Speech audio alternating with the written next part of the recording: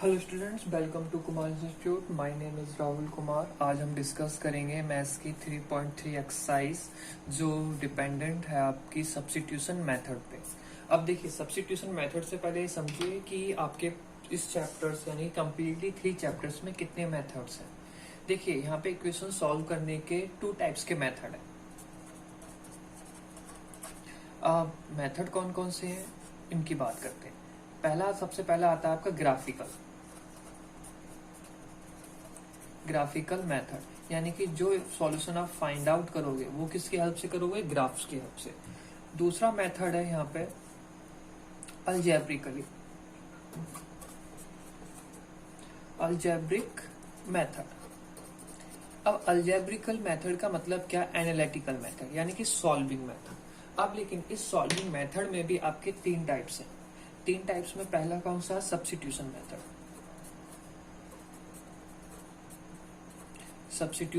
Method. Second one है आपका elimination method and third one is cross multiplication.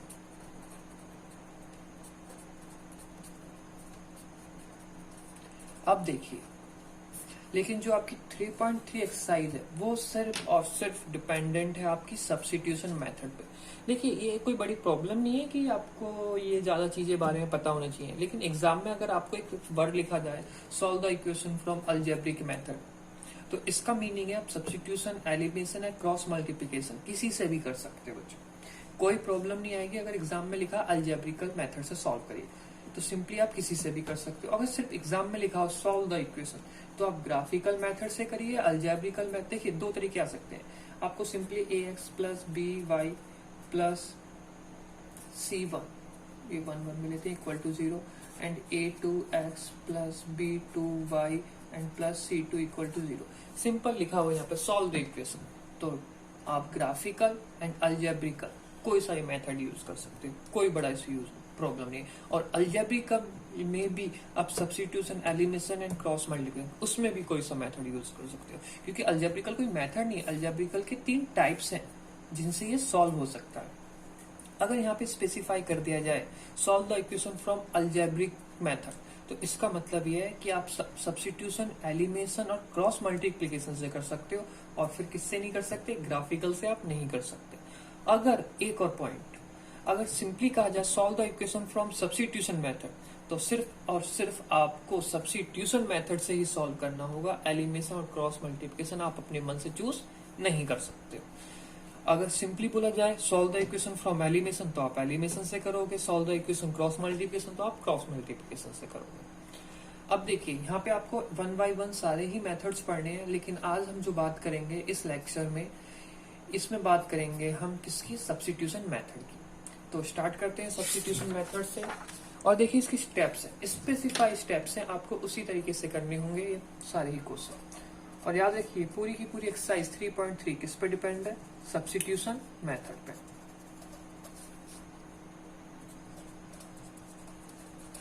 अब पहला क्वेश्चन लेते हैं, first one, x plus y equal to 40 and x minus y equal to 40। अब suppose this is equation first, this is equation second. देखिए, आप बच्चे थोड़ा सा पेशेंस रखिएगा, क्योंकि यहाँ पे आपके माइंड में तुरंत काफी क्वेश्चंस आएंगे, एकदम से राइज होंगे, तो उनके एकदम से सॉल्यूशन देना पॉसिबल नहीं है। देखिए, मीनिंग क्या होता है, ना ही आपके पास 10 ब्रेन है जो हमारे, अगर ना ही मेरे पास 10 माउथ है जो मैं सारी चीजें एक साथ बोल सकूं और आप सारी चीजें एक साथ समझ सकें। मैं 1 by 1 आपको सारी डिटेल्स इसमें बता दूंगा और आपको सारा ही चीजें समझ में आएगा। बस थोड़ा सा पेशेंस ये रखना, जो हम बता रहे हैं वो जरूर समझ में आए। उससे आगे का समझ में आता है नहीं आता डजंट मैटर, जो बोला जा रहा है, जो समझाया जा रहा है वो समझ में आए, क्योंकि उसको समझाने के बाद हम नेक्स्ट स्टेप्स पे जाएंगे समझाने के लिए। तो जो माइंड में आ रहा है उसको थोड़ा रखिए माइंड में और पेशेंस रखिए, पक्का उसका सॉल्यूशन गारंटी मिलेगा। देखिए, अब ये 2 इक्वेशन, तो आपकी चॉइस होती है। पहली चीज आपकी चॉइस है कि आप फ्रॉम इक्वेशन फर्स्ट लिए जाए या फ्रॉम इक्वेशन सेकंड लिए, आपकी चॉइस है। मैं आपको बता रहा हूँ 2 तरीके से करके दिखाऊंगा इस क्वेश्चन को। हमने लिया, देखिए आपकी चॉइस है बच्चों, आप इक्वेशन फर्स्ट भी ले सकते हो, आपकी चॉइस है इक्वेशन आप सेकंड भी ले सकते हो। और ये प्रैक्टिस से आपको पता लगेगा कौन सी इक्वेशन लेना आपके लिए कंफर्टेबल या इजी रहेगा। क्योंकि मैथ्स में कुछ क्वेश्चंस का ऐसा होता है, अगर आप फर्स्ट इक्वेशन को ना लेके सेकंड इक्वेशन लोगे तो आपको ज्यादा इजी लगेगा। कभी हो सकता है फर्स्ट इक्वेशन आपको ज्यादा इजी लगे, लेकिन दोनों से आंसर सेम आएंगे। लेकिन आप समझिए, पहले हमने लिया फ्रॉम इक्वेशन फर्स्ट। अब आप ये माइंड में ये मत सोचिएगा कि फर्स्ट ही क्यों लिया, सेकंड क्यों नहीं लिया। मैं आपसे ये कह रहा हूँ कि थोड़ा सा पेशेंस रखिए, मैं सेकंड को भी लेके आपको सॉल्व करके दिखाऊंगा बिल्कुल। अभी हमने क्या लिया, स्टेप समझिए, फ्रॉम इक्वेशन फर्स्ट। तो देखिए, अगर मैंने फर्स्ट इक्वेशन ली है x plus y equal to 40, तो इसमें भी आपके पास पहले देखिए चॉइस पहले क्या थी, फर्स्ट और सेकंड में से आप एक इक्वेशन लीजिए। अब जैसे ही आपने फर्स्ट इक्वेशन चॉइस चूज कर ली, आपकी चॉइस है फर्स्ट लीजिए या सेकंड, बिल्कुल। और फर्स्ट इक्वेशन चूज करने के बाद फिर आपकी चॉइस है, या तो आप x की वैल्यू निकालिए, y की निकालिए, जिसका भी आपको कंफर्टेबल लगे वो वैल्यू निकालिए। सपोज मैंने वैल्यू निकाली x की, क्या वैल्यू निकाली 14 माइनस वाई, और जो भी वैल्यू निकली हो x की उसको इक्वेशन मान लीजिए थर्ड। कुछ नहीं सोचना, आपको थर्ड इक्वेशन माननी है।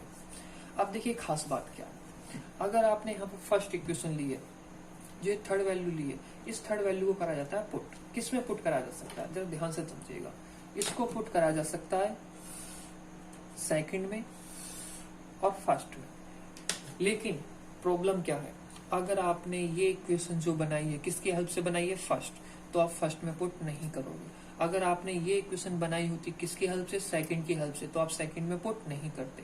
यानी कि जिसकी हेल्प से काम करा उसको उसके लिए काम नहीं करना है। समझ में आई होगी बात आपको।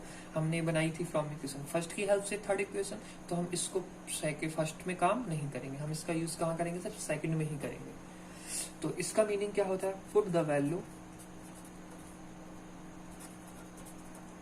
Of x in equation second. क्योंकि हमने फर्स्ट की हेल्प से बनाई थी ये थर्ड इक्वेशन, तो हम किस में पुट नहीं करेंगे, फर्स्ट में पुट नहीं करेंगे, सेकंड में पुट करेंगे। अब पुट करने के बाद देखिए, ये सेकंड इक्वेशन क्या है, x minus y equal to 14। तो x की वैल्यू क्या है 14 माइनस वाई, तो क्या लिखा 14 माइनस वाई और माइनस वाई इक्वल टू 14। देखिए 14 से तो 14 कैंसिल हो गया, तो माइनस 2y इक्वल टू 0 हो गया, और y की वैल्यू क्या आ गई 0। तो देखिए हमारे पास एक वैल्यू तो फाइंड आउट होगी, क्या होगी, y की वैल्यू 0। अब इस y की वैल्यू को कहाँ पुट कर सकते हो, अब खास चीज यही है कि इस y की वैल्यू को आप पुट कहाँ करोगे। देखिए समझने वाली बात है, मैं आपको एक चीज बता रहा हूँ, ध्यान से समझिएगा कि इसको आप फर्स्ट में भी पुट कर सकते हो। चलिए दूसरी स्केच लेनी चाहिए थी, चलिए कोई नहीं, अब तो ये ले लिया। फर्स्ट में भी पुट कर सकते हो, बिल्कुल सही है। इसको आप सेकंड में भी पुट कर सकते हो, ये भी सही है। इसको आप थर्ड में भी पुट कर सकते हो, यानी कि तीनों स्टेप्स इसमें सही होते हैं। आप समझ रहे होगे मेरी बात को। इस थर्ड इक्वेशन को किसमें पुट कर सकते थे, इस थर्ड इक्वेशन को सिंपली पुट कर सकते थे किसमें, फर्स्ट में नहीं पुट कर सकते थे क्योंकि फर्स्ट से ली थी, तो इसका मतलब सेकंड में पुट कर सकते थे। और वैसे ये जो फाइनल y की वैल्यू निकलेगी, आप इसे थर्ड में पुट करिए, सेकंड में पुट करिए, फर्स्ट में पुट करिए, आंसर आपका तीनों ही स्टेप्स में सही आएगा। लेकिन मैं अगर आपसे बोलूँ ज्यादा इजी जो आपको कंफर्टेबल सबसे ज्यादा इजी लगेगा, वो आपने थर्ड में पुट करिए, ये स्टेप सबसे ज्यादा इजी रहेगी। तो नाउ फ्रॉम इक्वेशन थर्ड क्या है, x equal to 14 minus y, और y की वैल्यू 0, तो 14 माइनस 0, तो x की वैल्यू कितनी होगी 40। देखिए हमने इसमें करा क्या, मैं आपको दोबारा से रिपीट कर रहा हूँ। हमने इसमें करा, दो इक्वेशंस थी, हमने फर्स्ट से वैल्यू निकाली, तो उस या x या y किसी की भी निकाल सकते, तो हमने क्या मान लिया उसको थर्ड। इस थर्ड इक्वेशन को फर्स्ट में नहीं करेंगे, सेकंड में करेंगे। उसके बाद जो सॉल्व होके आएगा उसे आप किसी में भी पुट करिए, आंसर सेम आएगा। अगर आपको भरोसा ना हो तो मैं आपको करके दिखा देता हूँ। फर्स्ट में लीजिए x plus y equal to 14, ठीक है। y की वैल्यू यहाँ 0 पुट करिए, तो x की वैल्यू क्या होगी 14 होगी। आप सेकंड देखिए, x minus y equal to 14, y की वैल्यू 0 पुट करिए, तो यहाँ भी x की वैल्यू क्या है 14। तो इसका मतलब क्या था, आप किसी में भी पुट कर सकते हो, कोई गलत नहीं है, बिल्कुल सही है, कोई टीचर नहीं काटने वाला। और कोई काटता है तो वो टीचर नहीं है, ठीक है। सॉरी, ऐसी गलत लाइन नहीं बोलना बेकार है, मतलब कोई गलती से काट दे तो अलग बात है, लेकिन बच्चों मुझे नहीं लगता कोई भी टीचर ऐसा करेगा। कभी कभी क्लासरूम की बातें निकल जाती हैं, लेकिन आप बहुत ही ध्यान से समझने की कोशिश करिए। ये चीज आपको क्लियर होगी। अब देखिए इसी क्वेश्चन को मैंने अभी सॉल्व किससे करा था, फर्स्ट इक्वेशन से। अब मैं पूरा का पूरा पैटर्न सॉल्व करूंगा सेकंड इक्वेशन से। देखिए यहाँ पे क्या ली थी, फ्रॉम इक्वेशन फर्स्ट, अब यहाँ लेते हैं हम from equation second. From equation second, तो सेकंड क्या है, x minus y equal to 40। पहले मैंने x की वैल्यू निकाली थी, अब निकालते हैं y की वैल्यू। तो देखिए, तो y उस तरफ गया, 14 इस तरफ आएगा, y उस तरफ गया तो पॉजिटिव, 14 इस तरफ आया तो x माइनस 14। इसको क्या मान लिया हमने, थर्ड। अब जरा ये बताइए, ये हमें किस में से निकाली है, खुद सोचिए, सेकंड में से। तो इसका मतलब सेकंड में पुट नहीं कर सकते, कहाँ पुट करेंगे, फर्स्ट में पुट करेंगे। तो put the value of y in equation first. तो फर्स्ट क्या है, x plus y equal to 40। तो x प्लस, तो देखिए y की वैल्यू क्या है, x माइनस 14 इक्वल टू 0। तो जरा यहाँ से देखिए ये क्या हो गया, सॉरी इस तरफ भी तो 14 है आपका, ये तो सिंपली y की वैल्यू होगी इक्वल टू 14। तो ये क्या हो गया 2x, y उस तरफ गया कितना हो गया 28। तो बताइए x की वैल्यू कितनी आ गई 40। और मैंने आपसे कहा था जो भी आंसर आए उसको आप कुछ मत सोचिए, जो फाइनल इक्वेशन थी थर्ड उसमें पुट करिए, सबसे इजी रहेगा। y equal to x minus 14, x की वैल्यू कितनी आई 14 माइनस 14 कितना हो गया 0। तो बस देखिए x की 0, y की 14। अब देखिए, तो जो यहाँ पे आपका, सॉरी x की 0 थोड़ी, x की 14 y की 0, x की 14 y की 0, देखिए वही सेम आंसर है। तो अब आपको ये समझ में आ गया होगा कि आप किसी भी इक्वेशन से सॉल्व करके या तो x की वैल्यू निकालिए, y की वैल्यू निकालिए, कोई प्रॉब्लम नहीं होगी। लेकिन जो भी इक्वेशन से आप निकालते हो, फर्स्ट से निकालते हो तो सेकंड में पुट करिए, और सेकंड से निकालते हो तो फर्स्ट में पुट करिए, और जो भी आंसर आए उसे डायरेक्ट थर्ड में पुट कर दीजिए, बिल्कुल सही। ये मैंने आपको बच्चों दो तरीके से करके इसलिए दिखाया है क्योंकि आपको थोड़ी अंडरस्टैंडिंग क्लियर हो। लेकिन इसके बाद जो भी क्वेश्चंस होंगे वो आपके सिर्फ एक ही तरीके से रहेंगे, क्योंकि आई होप आपको अब क्लियर हो गया होगा अच्छी से। तो देखिए अब हम स्टार्ट करते हैं सेकंड क्वेश्चन। देखिए हर क्वेश्चन में आपको कुछ ना कुछ समझने के लिए मिलेगा। s माइनस टी, अब यहाँ पे वेरिएबल क्या है, s और t है, और s upon 3 plus t upon 2 equal to 6, ये इक्वेशन फर्स्ट होगी। लेकिन देखिए इस इक्वेशन को आप सेकंड मत मानिए, इसे सिंपल पैटर्न में लिखिए पहले। तो सिंपल पैटर्न में लिखने के लिए हमने 6 का मल्टीप्लाई कर दिया both side, multiply by 6 both side. अब 6 का ही क्यों करा वो आपको सोचने की बात रहेगी। आपको मल्टीप्लाई ऐसा करना होगा कि फ्रैक्शन में कुछ बचे ना, किसी के भी x के भी x y हो तो x y के, s t है तो s t के, w z हो तो w z के। 6 का से मल्टीप्लाई करा तो 3 से कितना हो गया 2s, इसमें करा तो कितना हो गया 3t, इसमें करा तो कितना हो गया 36। तो बस कोई दिक्कत नहीं, इसको मान लिया हमने क्वेश्चन सेकंड। क्यों, क्योंकि ऐसा सॉल्व करना आपके लिए ज्यादा इजी रहेगा कंपेयर टू दिस। तो आप पहले उसको फ्रैक्शन से सिंपल पैटर्न में लिख लीजिए। अब देखिए फर्स्ट और सेकंड इक्वेशंस आ गई। अब आपका काम क्या होता है, कोई भी एक इक्वेशन को चुनना। तो हमने सुनी फ्रॉम इक्वेशन फर्स्ट। अब देखिए बच्चों आप ये माइंड में मत लाइएगा कि सेकंड चुनते तो क्यों नहीं चुना हमने। मैंने आपको बता दिया है कि कोई फर्क नहीं पड़ता, बस सेकंड चुनते तो वैल्यू किसमें पुट करते फर्स्ट में, और फर्स्ट चुन रहे हैं तो वैल्यू किसमें पुट करेंगे सेकंड में। तो फ्रॉम इक्वेशन फर्स्ट क्या है, s minus t equal to 3, और यहाँ से s की वैल्यू क्या निकली 3 प्लस टी। तो ये क्या बन गई आपकी थर्ड इक्वेशन। अब इसको किसमें पुट करेंगे सेकंड में, क्योंकि फर्स्ट से तो ये हमने बनाई है। Put the value of s in equation second. तो सेकंड इक्वेशन ये है आपकी 2s plus 3t equal to 36। 2s की वैल्यू क्या है 3 plus t plus 3t equal to 36। तो 2 का मल्टीप्लाई करा 6 हो गया, एंड 2 का मल्टीप्लाई करा 2t हो गया, and plus 3t equal to 36। तो देखिए 6 प्लस 5t इक्वल टू 36, 6 इधर गया तो 5t इक्वल टू कितना हो गया 30, और तो t की वैल्यू कितनी फाइंड आउट होगी आपके पास 6। अब इसको आपको कुछ नहीं सोचना, थर्ड इक्वेशन है उसमें पुट कर दीजिए। अगर फर्स्ट सेकंड में भी आप पुट करते हो तो आंसर बच्चों सेम आएगा, बिलीव मी मैंने आपको करके दिखा दिया है। तो नाउ थर्ड इक्वेशन क्या थी, s plus 3 sorry not s equal to 3 plus t। तो s इक्वल टू 3 प्लस 6 तो कितना हो गया t s इक्वल टू 9। तो एस और टी की आपकी वैल्यू फाइंड आउट होगी। ऐसे यही आपका सब्स्टिट्यूशन मेथड के क्वेश्चन है। तो ये था क्वेश्चन नंबर 2। अब आते हैं क्वेश्चन नंबर 3 की तरफ।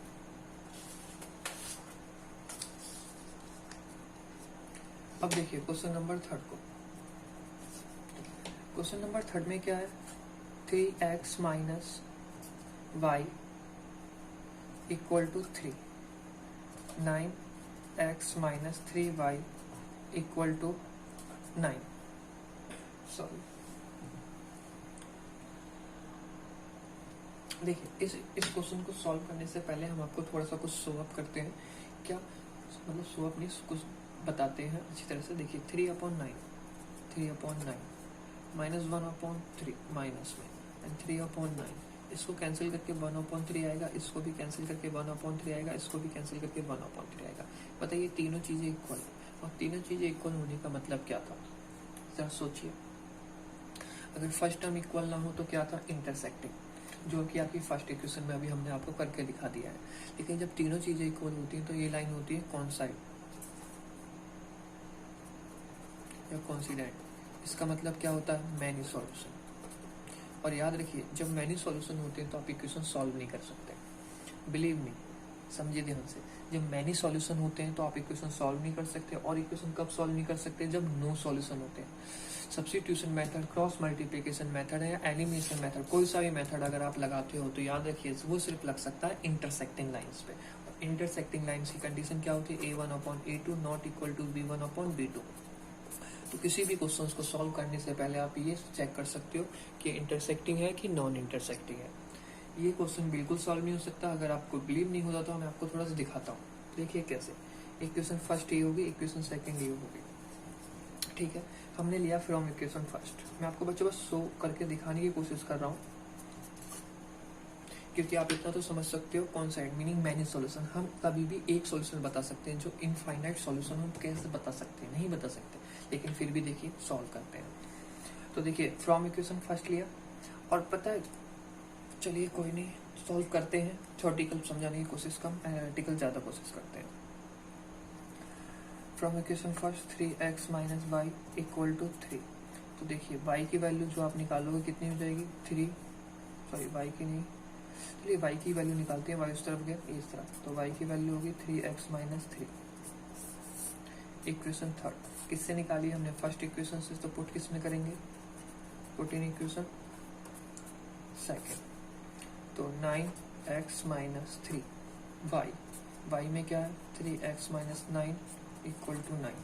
तो देखिए 9x माइनस मल्टीप्लाई करा 9x, इससे और वैसे ही इसे मल्टीप्लाई हो गया, इसके साथ मल्टीप्लाई करें minus plus 27 equal to 9x तो कैंसिल हो गया। ये क्या हो गया 27 इक्वल टू 9।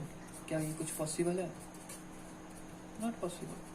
तो यहाँ से हम x की वैल्यू फाइंड ही नहीं कर सकते। मैं आपसे यही कहने की कोशिश कर रहा था, अगर आपका क्या है इंटरसेक्टिंग को छोड़ के कुछ भी आ जाए, यानी कि इस पैटर्न को छोड़ के कुछ भी आ जाए, तो आप सॉल्व नहीं कर सकते।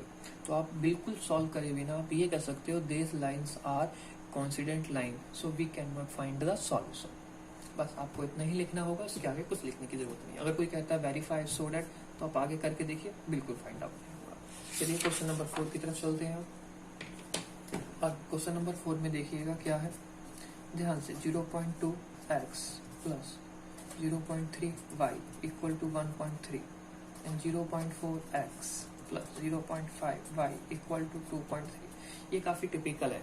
तो देखिए इस तरह से कभी सॉल्व मत करिएगा, पहले इनको इजी कर लीजिए। Multiply by 10 and multiply by 10, both equation दोनों में हमने मल्टीप्लाई। अगर हम राइट हैंड साइड और लेफ्ट हैंड साइड किसी भी क्वांटिटीज का मल्टीप्लाई कर दें या किसी भी क्वांटिटीज का डिवाइड करें, कभी भी कोई फर्क नहीं पड़ता है।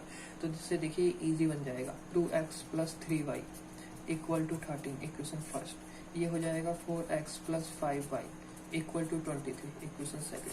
तो अब हमने पॉइंट्स हटा दिए, तो इससे क्या रहेगा, अब हमें थोड़ा सा सहूलियत रहेगी इजी सॉल्व करने में। तो देखिए अगर आप डायरेक्ट सॉल्व करते हो तो बच्चों को गलत नहीं है, बिल्कुल सही है, लेकिन डायरेक्ट क्यों सॉल्व करा जाए, कुछ चीज़ों को मैथ सही है। ऐसा तो है नहीं जो मैम ने हिंदी में लिखवा दिया वही आंसर आपको लिखना है। अब तो वो भी नहीं होता 3 इडियट आने के बाद। आई होप अगर आपके स्कूलों में होता हो तो बात अलग है। सॉरी, कोई कमेंट नहीं कर रहे यहाँ पे।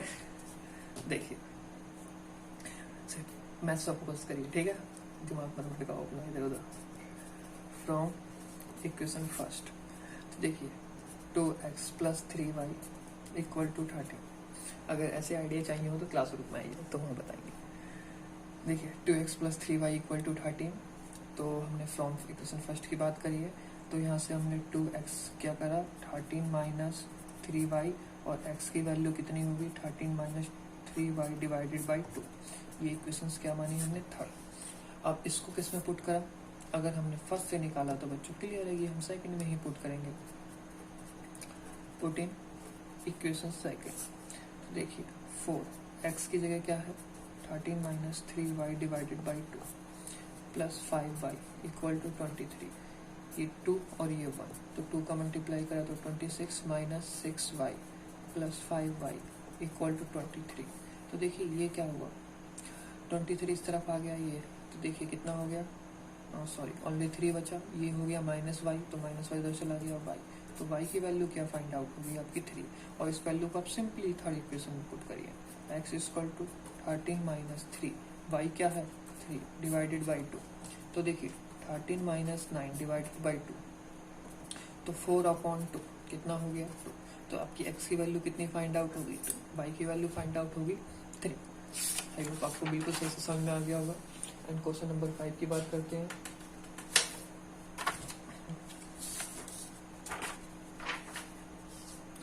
अब देखिए क्वेश्चन नंबर 5 को देखिए। क्वेश्चन नंबर 5 थोड़ा सा और अच्छा क्वेश्चन है। आपके हर एक क्वेश्चन में कुछ ना कुछ ऐसे वर्ड आ रहे हैं जो आपको सीखने ही पड़ेंगे। देखिए यहाँ पे क्या दे दिया √2x plus √3y equal to 0, √3x minus √8y equal to 0। देखिए कोई टफ नहीं है, बिल्कुल इजी है। यहाँ पे रूट की वजह से आपको थोड़ा सा डर लग रहा होगा, लेकिन ऐसी कोई बात नहीं है। हम सिंपल सॉल्व करते हैं equation first and equation second. किसी भी इक्वेशंस को लीजिए, कोई प्रॉब्लम नहीं होती फ्रॉम इक्वेशन फर्स्ट। अगर आप फर्स्ट लेते हो तो सेकंड में पुट करिएगा बस। √2x प्लस √3y, तो देखिए x की value equal to 0, √2x equal to इस तरफ जाके क्या हो जाएगा माइनस √3y, तो x की वैल्यू क्या होगी माइनस √3/√2y। ये x की वैल्यू फाइंड आउट होगी इन इक्वेशन थर्ड। अब पुट किस में करनी होती है, पुट इन इक्वेशन सेकंड, क्योंकि आपने फर्स्ट से निकाला है। तो क्या हो जाएगा √3x, और x में क्या है minus √3/√2y minus √8y equal to 0। अब देखिए सॉरी, अब इस क्वेश्चन के लिए 3 का मल्टीप्लाई से 3 से हो गया, तो minus 3π/√2 minus √8y equal to 0। जरा ध्यान से देखिए, y हमने कॉमन लिया, सिंपली y कॉमन लिया, तो यहाँ क्या बचा माइनस कहाँ गया माइनस 3/√2 माइनस √8 इक्वल टू 0। अब देखिए y/0 समथिंग, ये डिवाइड में तो आएगा बच्चों, क्या है माइनस 3/√2 माइनस √8। अब जरा आप मुझे बस थोड़ा सा ये सोच के बताइएगा 0/ समथिंग क्या होता है। देखिए मैं आपको कुछ टर्म्स लिखता हूँ, कहाँ लिखे जाएं, यहाँ लिखते हैं, जो आपको अच्छी तरह से मालूम होने चाहिए। देखिए 0/ नंबर ऑलवेज क्या रहेगा 0, ठीक है, एंड नंबर अपॉन 0 ऑलवेज क्या रहेगा नॉट डिफाइंड, ठीक है। एटलीस्ट आपको बस ये अभी 2 पता होने चाहिए। कोई भी 0/ समथिंग कुछ भी हो 5 3 4 6 1, तो क्या रहेगा 0, और n/0 क्या आएगा नॉट डिफाइंड। ये नॉट इन्फिनिटी या नॉट डिफाइंड का सिंबल। अगर आप ये गलती से मुझसे पूछते हो तो 0/0 क्या रहेगा, तो याद रखिए ना ही ये 1 होता ना ही ये 0 होता, ये होता नॉट डिफाइंड। आप इस पे बाद में बात कर लेंगे ये क्या सब होता है, ठीक है। अभी आप इन दोनों पे ध्यान दीजिए। तो देखिए 0/ समथिंग है, तो ये क्या हो गया y की वैल्यू यहाँ से क्या फाइंड आउट होगी 0। अगर बताइए y की वैल्यू 0 यहाँ से फाइंड आउट होगी, तो इक्वेशन थर्ड में पुट करने के बाद 0 करेंगे तो x की वैल्यू भी तो 0 आएगी। आपको समझ में आ गया होगा ये बिल्कुल आसानी से। एंड क्वेश्चन नंबर 6 की तरफ बढ़ते हैं। अब देखिए 6 में भी थोड़ी सी अच्छी बात करी गई है। 3x/2 minus 5y/3 equal to -2 and x upon 3 plus y upon 2 equal to 13/6। Sorry, मैंने आज से आपका कहा था फ्रैक्शन को डिवाइड, सॉरी फ्रैक्शन में मत रखिए, क्योंकि फ्रैक्शन में आप रखते हो थोड़ा सा टिपिकल रहेगा आपको सॉल्व करना। तो इसलिए हम क्या करते हैं, देखिए इस ऐसे नंबर से बोथ साइड मल्टीप्लाई करते हैं। किसी भी इक्वेशन, हो सकता है इसके लिए वो नंबर डिफरेंट हो, इसके लिए वो डिफरेंट, जिससे कि फ्रैक्शन वाले टर्म्स कैंसिल आउट हो जाए। तो इसमें भी हमने 6 का मल्टीप्लाई करा और इसमें भी 6 का करा। क्यों, नीचे 2 3 था तो एलसीएम लेके 6 ही आता है बच्चों। तो देखिए इससे डिवाइड करा तो कितनी बार में गया, 3 टाइम्स में, और 3 का मल्टीप्लाई 3x से हुआ तो कितना हो गया, 9x। यहाँ पे क्या, 2 टाइम्स में, तो 2 का मल्टीप्लाई कितना हो गया, -10y, और 6 का मल्टीप्लाई है डायरेक्ट हो गया, सॉरी ये माइनस, और ये कितना हो गया, -12। इसके साथ करा तो हमने कितना हो गया, 2x, और इसके साथ 3y, और यहाँ से कैंसिल पूरा 30। ये इक्वेशन फर्स्ट होगी, ये इक्वेशन सेकंड होगी। अब आप इनको सॉल्व करिए तो ज़्यादा बेटर रहेगा कंपेयर टू दिस, इनको सॉल्व करने पर। और इनको सॉल्व करने पे आपको काफ़ी दिक्कत का सामना करना पड़ सकता है, पर इतनी भी कोई बड़ी दिक्कत नहीं है। कभी आप सोचो बहुत ज़्यादा दिक्कत है तो लीजिए फ्रॉम इक्वेशन फर्स्ट, क्या है आपकी 9x minus 10y equal to -12। तो देखिए 9x की वैल्यू क्या होगी, इस तरफ गया पॉजिटिव 10y -12, और x की वैल्यू क्या होगी, 10y -12 अपॉन 9। तो अब आप इसमें किस में पुट कर दोगे, इक्वेशन फर्स्ट से निकाला तो सेकंड में पुट करिए, पुट इन इक्वेशन सेकंड। तो सेकंड में पुट करने से क्या हो गया, 2, और x की वैल्यू कितनी है, 10y -12 upon 9 and plus 3y equal to 13। तो देखिए 2 का मल्टीप्लाई करिए पहले, तो 2 का मल्टीप्लाई करोगे तो आप 20y हो गया, -24 हो गया upon 9 plus 3y equal to 13। अब सॉरी, इसमें बताइए कोई प्रॉब्लम बिल्कुल नहीं होनी चाहिए। इसका पूरा एलसीएम लोगे तो बच्चों क्या हो जाएगा, ये तो 20y रहेगा, -24 ही रहेगा, इसका कितना हो गया 27y हो गया, नीचे 9 आ गया इक्वल टू 13। क्रॉस मल्टीप्लाई करोगे आप, सॉरी ये y है ना, बिल्कुल y है। इनको ऐड करोगे तो कितना हो गया 47y हो गया, ओहो 47y -24, इधर मल्टीप्लाई करा तो 11 y तो लिखा ही नहीं, y 117। कोई प्रॉब्लम, अब देखिए तो 47y इस तरफ जाके किसका हो गया, पॉजिटिव का हो गया, तो कितना है ये 24 एंड 117, तो कितना हो गया 114 और 141। तो y इक्वल टू कितना हो गया 141 डिवाइडेड बाई 47। अब देखिए कितने नंबर से कट सकता है, ये आपको दिख रहा हो तो आई थिंक 3 से कट जाएगा, 3 21 1 2 12, चलो बिल्कुल कितनी देर में गया 3 टाइम्स में। तो बताइए y की वैल्यू कितनी फाइंड आउट होगी आपकी 3, और इसी वैल्यू को आप किस में पुट कर दीजिए, x में पुट कर दीजिए। तो x इक्वल टू क्या था 10y, तो कितना हो गया 30 -12 अपॉन 9, तो कितना हो गया दिस इज 18 अपॉन 9, और y की वैल्यू भी क्या, सॉरी x की वैल्यू क्या आ गई 2। तो देखिए कंप्लीट हो गया ये भी आपका क्वेश्चन। लेकिन देखिए इस तरह के क्वेश्चंस होते हैं तो उनके फ्रैक्शंस को हटा लीजिए आप पहले। अब आप सोच रहे होगे फ्रैक्शन कैसे हटाया जाए, तो बच्चे नीचे दिए गए नंबर का एलसीएम करिए, उसका बोथ साइड मल्टीप्लाई कर दीजिए, कुछ नहीं सोचना होगा आपको, ये आप सोच सकते हो सिंपली।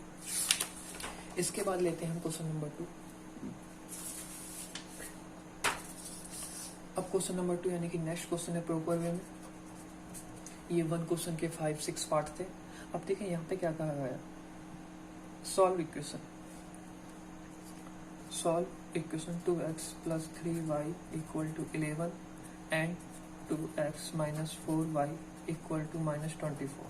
पहली चीज तो हमें सॉल्व करनी है, फिर उसके बाद कहा है find the value of m की वैल्यू फाइंड करिए, लेकिन कहाँ से करें, एक इक्वेशन दे रखी है y equal to mx plus 3। तो चलिए पहले इस बात को बाद में समझेंगे, इसने कहा सॉल्व द इक्वेशन, तो पहले इनको बात करते हैं। This is equation first and this one is equation second. तो देखिए फ्रॉम इक्वेशन फर्स्ट, तो फ्रॉम इक्वेशन फर्स्ट से क्या हो गया, आपके पास 2x plus 3y equal to 11 हो गया। तो 2x की वैल्यू क्या होगी 11 माइनस 3y, और x की वैल्यू क्या होगी 11 माइनस 3y डिवाइडेड बाई 2। ये इक्वेशन होगी थर्ड। अब आप क्या करोगे, पुट इन इक्वेशन, फर्स्ट से निकाले तो सेकंड में करोगे, सेकंड, और सेकंड क्या है 2x, तो x की जगह आप क्या पुट कर सकते हो 11 minus 3y divided by 2 and minus 4y equal to minus 24। अब देखिए 2 से 2 तो ये कैंसिल हो गया डायरेक्ट, तो क्या हो गया 11 माइनस 3y माइनस 4y, तो minus 7y equal to minus 24। देखिए माइनस 7y ये इस तरफ जाके कितना हो जाएगा माइनस का, और ये टोटल कितना हो गया माइनस। तो बताइए यहाँ से y की वैल्यू आपकी जो फाइंड आउट हुई वो कितनी निकली 5। अब देखिए इस y की वैल्यू को आप किस में पुट करोगे, क्वेश्चन थर्ड में, तो x equal to 11 minus 3 into 5 divided by 2, तो 11 माइनस 15 डिवाइडेड बाई 2, तो माइनस 4 डिवाइडेड बाई 2, तो कितना हो गया माइनस 2। ये x की वैल्यू आपकी फाइंड आउट होगी, y की वैल्यू फाइंड आउट होगी। अब इसके बाद कहा था find the value of m of this equation. इस इक्वेशन में है क्या y equal to m x plus 3, तो बताइए y की वैल्यू तो हमने निकाल ली है 5, m x की वैल्यू भी हमने निकाल ली है माइनस 2 एंड प्लस 3 लिखिए सिंपल। तो बताइए क्या हो गया 3 इस तरफ आगे कितना क्या हो गया 2 हो गया, और ये मल्टीप्लाई करोगे तो माइनस 2m हो गया, 2 से 2 कैंसिल हो गया, इस तरफ माइनस डिवाइड में कर दिया, कैसे कैंसिल मतलब 1 इक्वल टू माइनस m, तो माइनस 1 है तो माइनस डिवाइड में आगे क्या हो गया माइनस 1 अपॉन माइनस 1m। तो m की वैल्यू देखिए क्या फाइंड आउट होगी आपकी। देखिए बहुत इजी क्वेश्चन है, बिल्कुल भी टफ नहीं है, हो सकता है मैंने कुछ तेजी से करा दी हूँ, लेकिन बच्चों ये बहुत ही इजी है, रियलिटी में इजी है, बहुत अच्छी एक्सरसाइज है। अब मार्क्स स्कोरिंग एक्सरसाइज है। तो ये हो गया आपके 2 क्वेश्चंस तक। देखिए इसके बाद बचा है आपका क्वेश्चन नंबर सिर्फ थर्ड, और थर्ड में भी हैं आपके कितने पार्ट्स हैं, आई थिंक 5 या 6 पार्ट्स होंगे, हाँ 6 पार्ट्स हैं। तो थर्ड क्वेश्चंस को कराएंगे हम पार्ट 2 में नेक्स्ट टाइम, यानी कि नेक्स्ट वीडियो लेक्चर में। थैंक यू सो मच, ध्यान रखिए अपना, पढ़ते रहिए। Thank you so much once again.